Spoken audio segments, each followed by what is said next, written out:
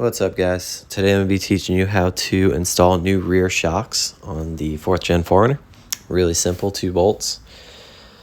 Here we go. First thing I did was spray down the 2 bolts with penetrating oil, WD-40 penetrating oil.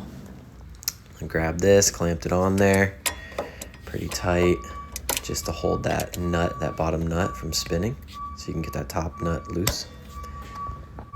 And then grab a 19mm wrench and just start loosening it. Mine was super easy to get off. I don't know if it's because I soaked it in penetrating oil or just because, you know, I live in Southern California, so there's not much rust that happens here. But I've heard that it's been a nightmare for others, you know, in the northern states with salt and all that. So I got it off.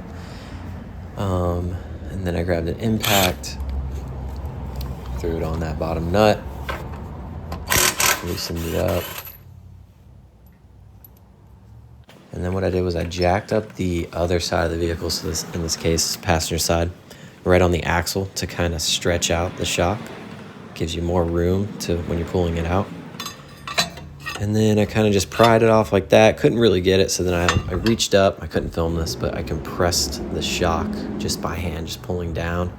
And then I kind of just wiggled it off that little you know, bracket. And you take off this top nut of your new shock. And then you're gonna take off the top washer and that bushing. Leave the bottom bushing and washer on.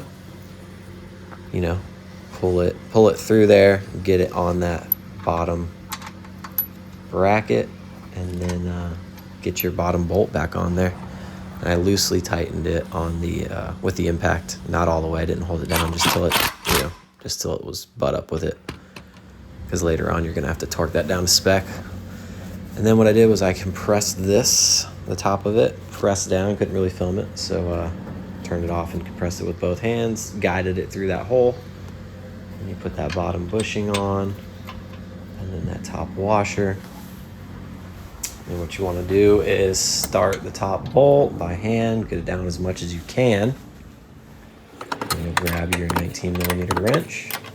Tighten down. You don't want to tighten too much. Just tighten it until you see both sides, both bushings kind of compressing down. You don't want them to crack or anything. And then what I did in that last clip was grabbed a torque wrench, torqued that bottom bolt down to 72 pounds, and then it's complete. Thanks, guys. Super easy. You got this.